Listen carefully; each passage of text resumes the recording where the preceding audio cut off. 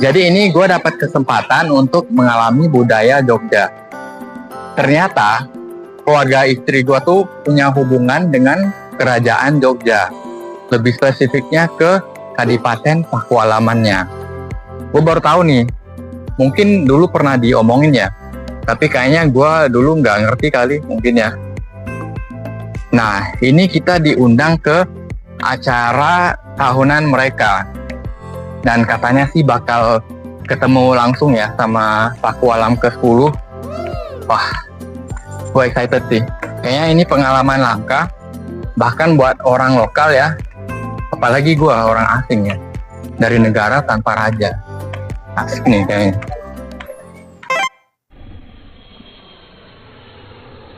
Oke, jadi karena gue bener-bener buta soal sistem kerajaan di Jogja, langkah pertama gue adalah belajar dulu. Dan untungnya, salah satu saudara istri gue minjemin gue buku tebal ini. Nih, kelihatan nggak? Warna-sari Sistem Budaya Kadipaten Pakualaman Yogyakarta. Tapi yang gue deg-degan adalah, gue nggak tahu nih, gue bakal paham nggak ya isi konten bukunya. Soalnya, ya kayaknya banyak istilah-istilah Jawa gitu deh. Dan gue kan nggak paham bahasa Jawa. Tapi menariknya, kayaknya buku ini detail banget deh. Dia udah nge-cover semuanya dari arsitektur sampai ke kesenian, kayak tarian, musik, adat. Ini kuliner juga ada nih. Oke, semoga gue bisa paham isi konten bukunya. Gue akan mulai baca sedikit-sedikit dari sekarang. Dan ya, kalau misalnya gue nggak paham, gue akan minta tolong sama asisten andalan gue, yang namanya ChatGPT, yang nggak pernah mengecewakan.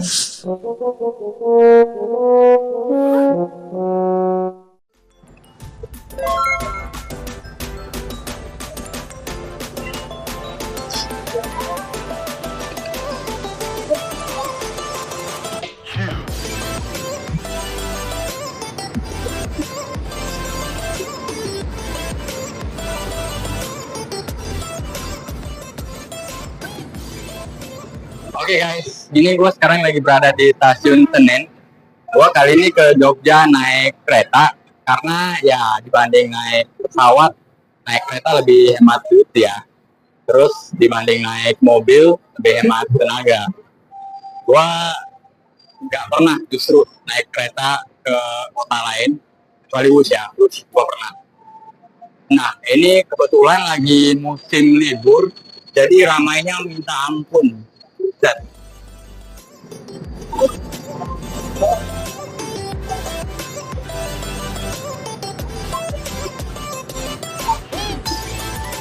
Nih, apa aja?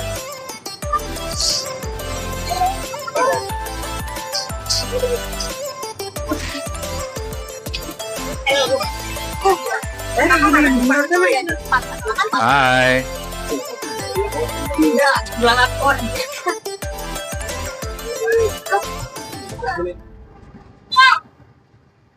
Pertama kali naik kereta ke Jogja, pengalaman baru.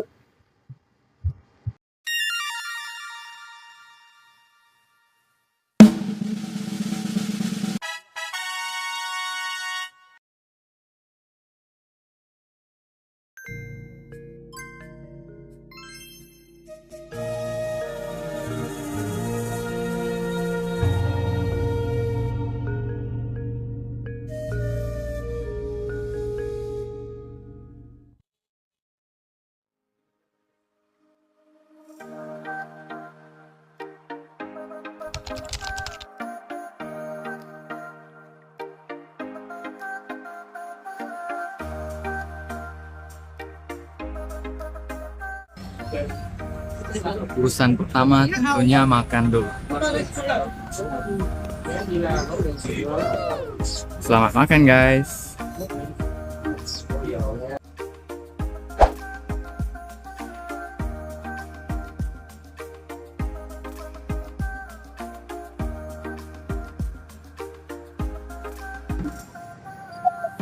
Udah nyampe Jogja nih guys. Ini vibes-nya langsung beda banget ya. Langsung vibes wisata. Enak sih.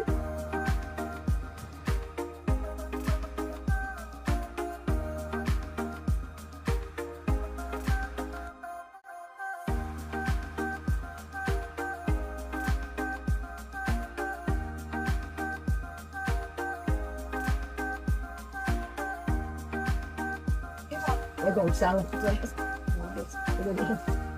usah. Mampir beli batik dulu. Hai. Yes. Wawancara aja.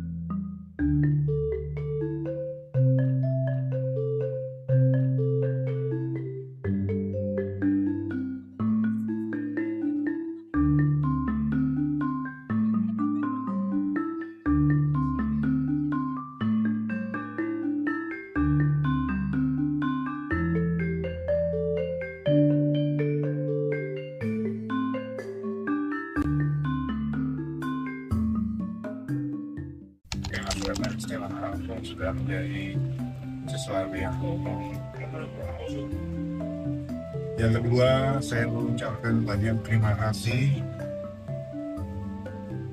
pada beliau yang sudah mengurusi terkait dengan usia muda yang dia Ciharun. Di sini ada 2 alum, di belakang ada adik saya dengan bulan 12 alum. Kemudian juga ada dari orang. Ternyata aku baru tahu kalau sistem kerajaan di Jogja bukan cuma simbolik. Hamengkubuwono dan Pakualam juga punya peran politik resmi sebagai gubernur dan wakil gubernur Jogja. Keren banget.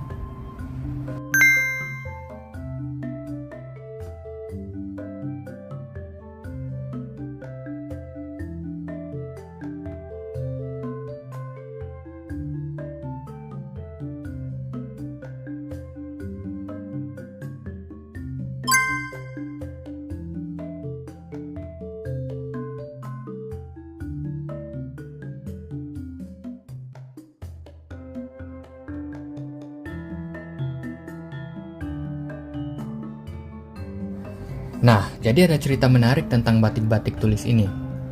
Ternyata, ini bukan batik sembarangan.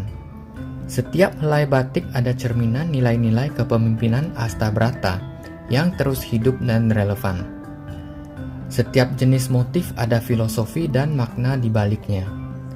Dan pengrajin batiknya adalah Gusti putrinya sendiri, istrinya Pakualam ke-10. Kata beliau, ada yang butuh bertahun-tahun bikinnya. Dan pernah ditawarin orang 60 juta untuk membeli batiknya, tapi nggak dilepas sama beliau.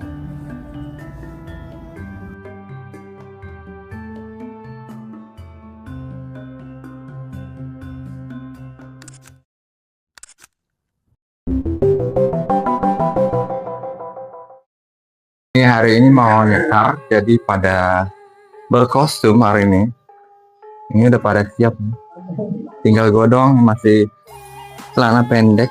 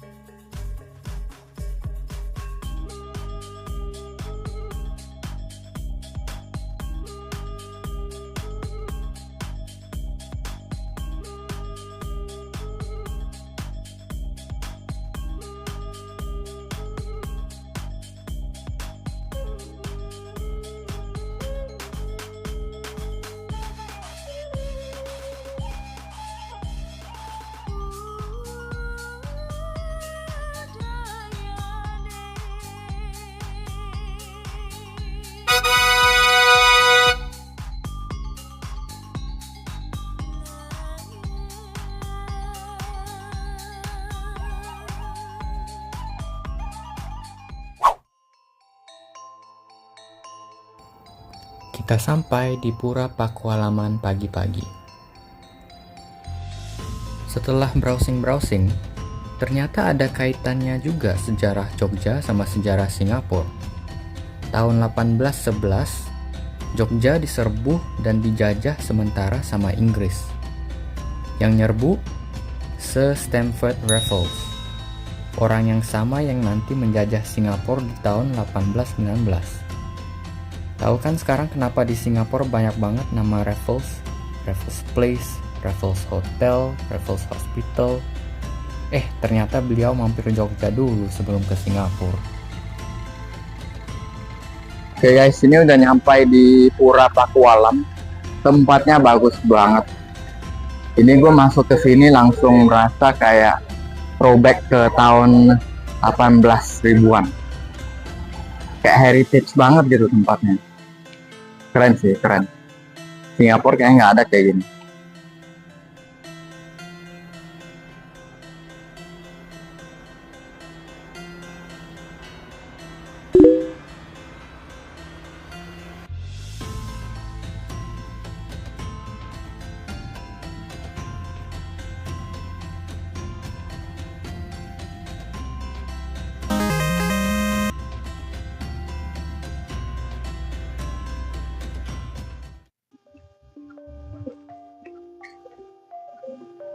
Ini lagi mau ziarah, tapi sayangnya di dalam nggak bisa ngerekam.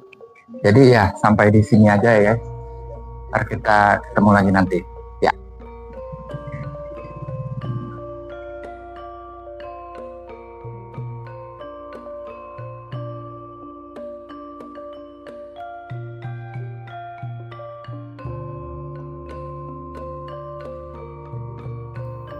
Suasananya tenang banget. Rasanya kayak masuk ke dimensi lain. Sejuk, hening, dan penuh rasa hormat.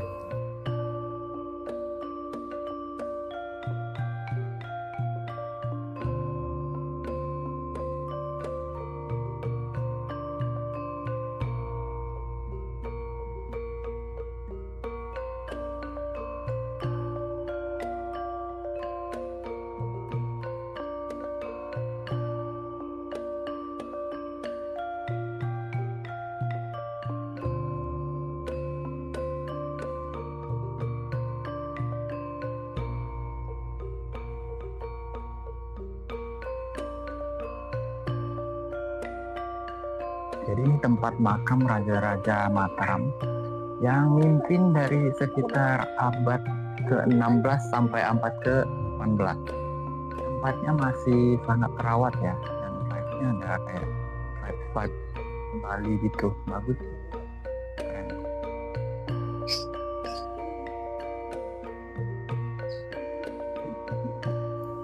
Sampai di pintu masuk makam pertama, makam Raja-Raja Mataram.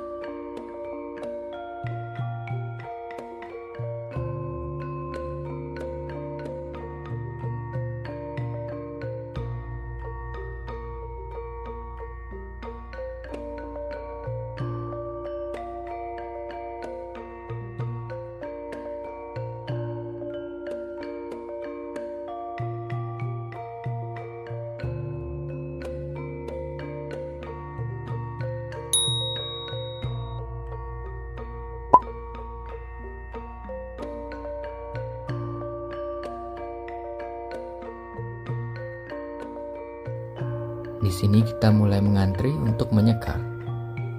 Jujur aku agak deg-degan, tapi aku mengikuti saja orang lain supaya nggak salah tingkah.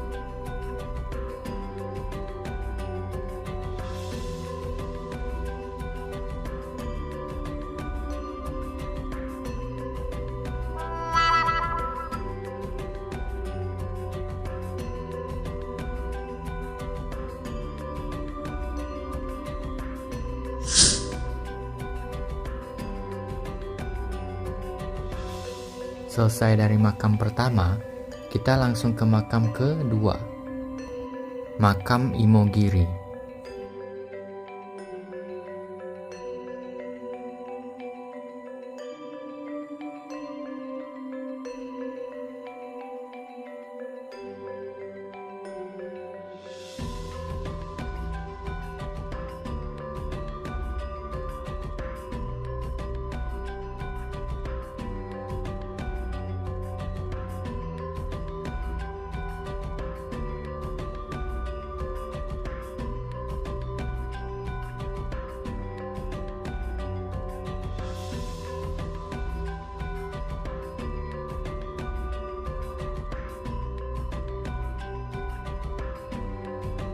Gimana tadi ditangkap? Heritage banget, sangat heritage. Ada heritage. Ini mudahnya. Iya. Coba pakai bahasa Indonesia. Belum bisa berkata-kata ini, masih menyerap suasana. Sampai saat ini aku hanya bisa bilang wow. Tapi supaya kalian penonton bisa dapat gambaran, kalau kalian pernah nonton film Lord of the Rings, vibes-nya kurang lebih kayak gitu. Beneran, sampai merinding aku tuh.